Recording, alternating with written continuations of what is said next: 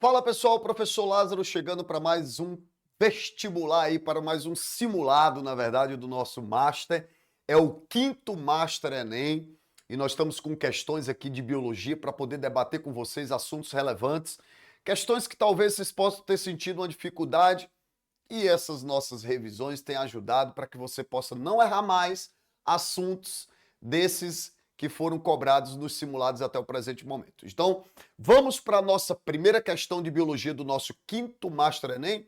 Está na tela, logo a questão de número 91. Primeira, abrir o caderno de Ciências da Natureza, a questão que diz assim, sempre que for resolver uma questão na modalidade Enem, começa pelo comando. Para diminuir os efeitos da fragmentação ambiental, diversidade biológica remanescente da Mata Atlântica, o plano de manejo eficaz deve priorizar. Olha, vamos para cá. A questão de número 91, que é exatamente a nossa primeira questãozinha aí do simulado, né? Do quinto simulado. Uma questão que envolve que temática, pessoal? Ecologia. Ecologia. Mais precisamente, está envolvendo um assunto que é conservação ambiental, conservação de hábitats, de unidades de conservação, e fala de um assunto, vou anotar aqui para vocês, fragmentação de hábitats. Fragmentação de habitats. Professor Lázaro, o que é que uma fragmentação de habitats ela vai trazer como consequência? Olha, a fragmentação de hábitats ela é, na verdade, uma consequência de quê? Dos avanços, seja da monocultura, do desmatamento, certo? Quando você tem essa fragmentação de uma área antes única, né?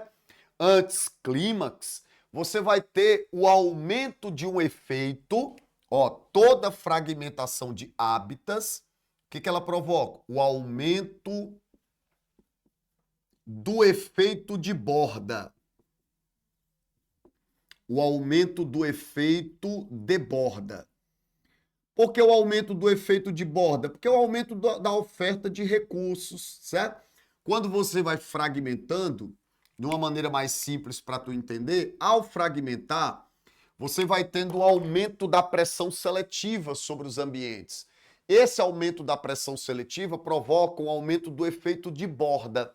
E a consequência desse aumento do efeito de borda é exatamente uma diminuição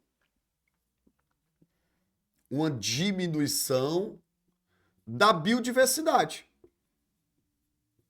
certo? Com a perda, naturalmente, de importantes espécies que habitavam aquele ambiente. Então, assim, quando a gente fala de comunidade clímax, o que é uma comunidade clímax? É quando se alcançou, num dado espaço, o nível máximo que pode se ter de biodiversidade, de biomassa.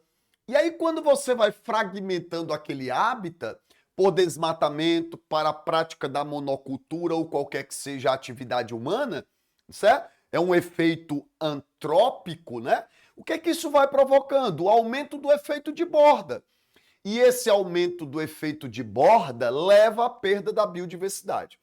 Qual seria, tá certo, um plano, como foi citado na questão, né, no comando, um plano de manejo eficaz que pudesse diminuir, tá certo, essa perda de biodiversidade.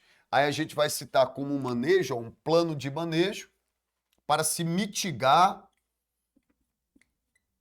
Quando se fala plano de manejo, quando a gente fala sobre fragmentação de hábitat, você sempre vai buscar uma alternativa que deve sempre aparecer quando o assunto é fragmentação de hábitat, que é o quê? A criação de corredores, a criação de corredores ecológicos.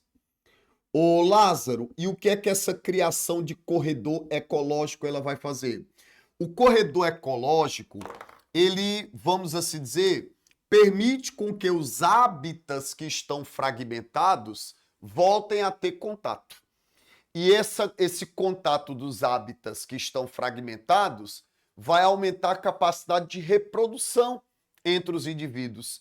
E esse aumento do potencial de reprodução gera aumento da variabilidade e, consequentemente, maiores probabilidades de se perpetuar aquelas espécies que estão ameaçadas. Então, esse mecanismo promove um aumento do fluxo gênico. O aumento do fluxo gênico entre as espécies. Isso vai contribuir para se tentar evitar a perda de mais espécies, para contribuir para a biodiversidade. Então, resumidamente, a nossa primeira questão do caderno de Ciências da Natureza, que foi a questão 91, pede para que você aponte qual das alternativas está relacionada a um adequado plano de manejo para tentar priorizar exatamente o que, pessoal? A diminuição dos efeitos de perda da biodiversidade. Já temos um gabarito, ó. O item A diz construção de corredores ecológicos. Por quê? Porque a construção desses corredores ecológicos vai contribuir para o aumento do fluxo gênico e o aumento do fluxo gênico contribui para se tentar mitigar essa perda da biodiversidade, tá? Então, tu tá numa questão, falou de um importante efeito antrópico do homem, né? E que levou à fragmentação de hábitat, isso conduz ao aumento do efeito de borda e perda de biodiversidade. Qual seria uma alternativa? A construção dos corredores ecológicos, com o intuito de aumento do fluxo gênico e, consequentemente, maior variabilidade e maior probabilidade das espécies perpetuarem-se. Professor, por que não pode ser o item B? Porque o item B está dizendo definição das unidades de conservação. Definir unidade de conservação é importante, mas não é isso que vai evitar, por exemplo, que nós tenhamos problema relacionado a isso, tá? O item C, isolamento das populações ameaçadas. Não, isolar só vai aumentar o risco de perda de biodiversidade.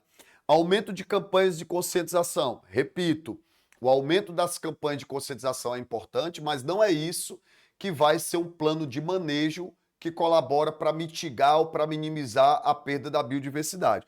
E o item E fala em reprodução em cativeiro de espécie ameaçada? Não, o que eu tenho é que reconectar as áreas fragmentadas no intuito de manter a possibilidade dessas espécies não serem extintas.